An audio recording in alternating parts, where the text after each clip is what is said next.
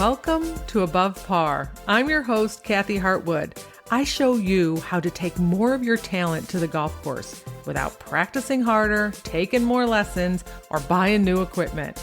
I show you how to end the frustration of underperforming so you can start playing to your potential. This is where you are going to learn how to think above par so you can play below par. Let's get to it. Hello, my golf friend. Welcome back to Think Above Par.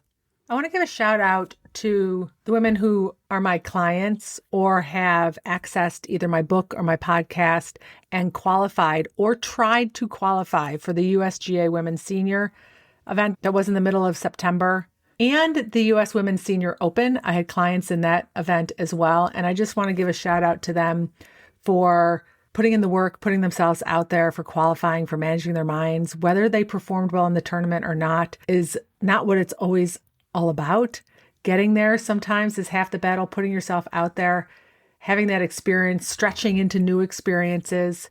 So congratulations to Kelly and Tina and Meryl and Beth and Tina. She was in both of those. And for all my clients who tried and didn't quite make it, there are so many people who do not put themselves in that position, who don't try, who don't even risk being disappointed or humiliated or embarrassed or let down. And you did that. This is to all of you who put yourself into positions of trying to qualify for events and it didn't come out the way that you wanted. You know, this is the thing. I've done lots of qualifiers over the years, and it's challenging because sometimes you just have one day to get it done. And inevitably, there seems like there's that one person who plays out of their ass, so to speak, right? You're like, how did they shoot that number? And they qualified. So you always got to save a spot for that person a lot of times. Not always, I shouldn't say, but a lot of times. There is a lot of mental management because they come around once a year and you get one shot. And that pressure that you put on yourself to make sure that everything shows up that day so that you make the cut and get to play in the tournament is very challenging. So kudos to all you who put yourself out there, period. Whether it's in the events that I just said, and whether it's a USGA event or trying to qualify for something locally around you, or even at your club, keep putting yourself out there because there's plenty of people on the sidelines who won't do it.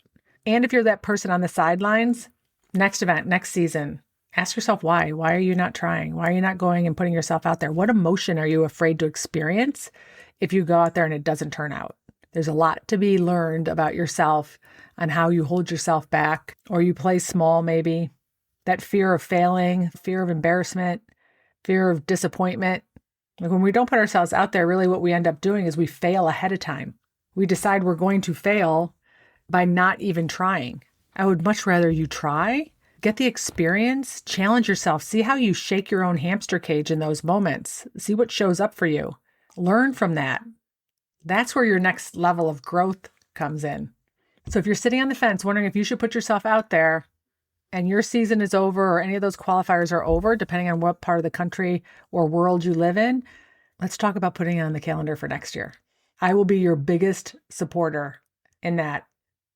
And if you're worried about what other people will think and how they'll judge you, whether it's in a local tournament or whether it's in you putting yourself out there in a qualifier, I love the words that Brene Brown says about this. It really resonated with me when I heard it for the first time.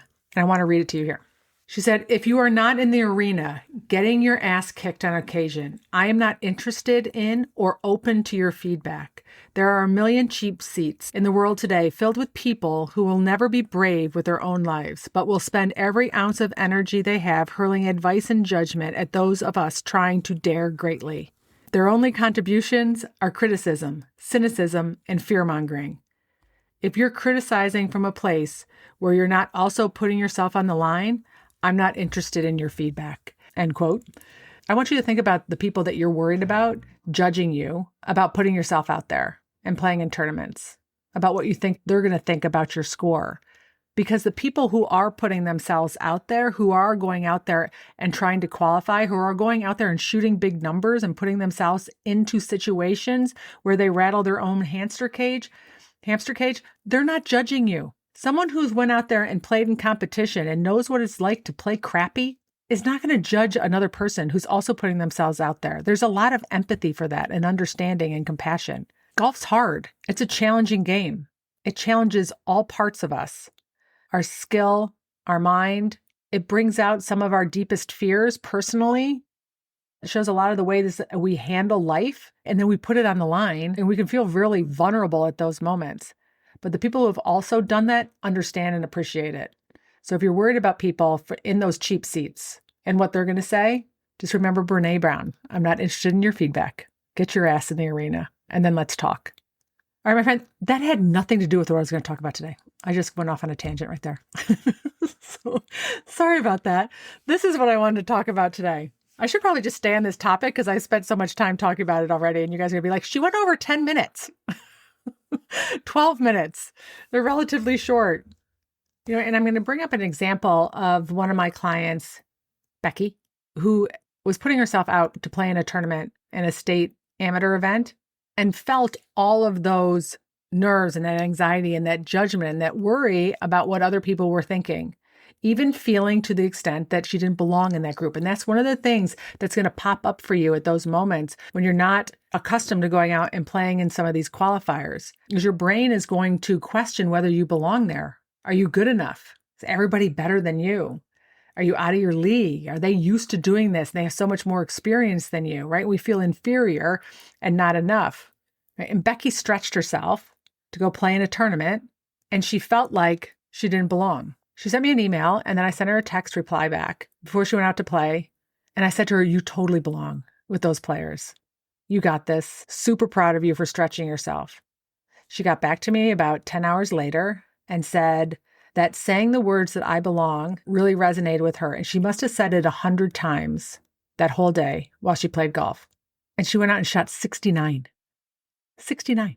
Amazing. She qualified for match play, and she made it to the finals and lost on the last hole. It ended up being an amazing experience, boosting her confidence, but also proving to herself what's possible and witnessing how you do feel like you might be out of your league or that you don't belong. And the power of shifting some of your phrases and your sentences and the repetition of saying it over and over again can greatly impact your results for the better or the worse, depending on what you're saying to yourself. So stretch yourself, put yourself out there, see what pops up in your hamster cage, all those thoughts that your brain wants to tell you, all the reasons why you shouldn't be trying to qualify or play in the tournament or join the group or join the league, wherever you are in your golf. Listen to those thoughts and those words. She shared them with me. I hear them, right? I gave her something to think instead. You get to do this for yourself. But that's where your growth is. That's where you get to step into the next version of yourself. And no matter what the result is, you get to find your win. And sometimes your win is signing up, saying I'm in, and not backing out. Sometimes your win is having your own back after you had a big number in a qualifier where your brain's like, we're done, let's quit, might as well go in, it's over. And you hung in there so that you didn't create the habit of quitting. All right, my friends, if you're going to do that, I encourage you to put yourself out there and play in the tournaments and do the things. And I will be your biggest supporter along the way. This was totally not what I thought I was going to talk about. So I'm going to end this and I'm going to record another podcast because you're all going to be like, why did she go over 10 minutes? This would be a 25-minute podcast if I actually talked about what I was going to talk about. So I'm going to end this one here. And if I can help you or support you in any way, make sure you reach out to me or head to yourmentalcaddy.com where we're getting it done. All right, friends, have a beautiful week, and I'll talk to you next Wednesday. Bye.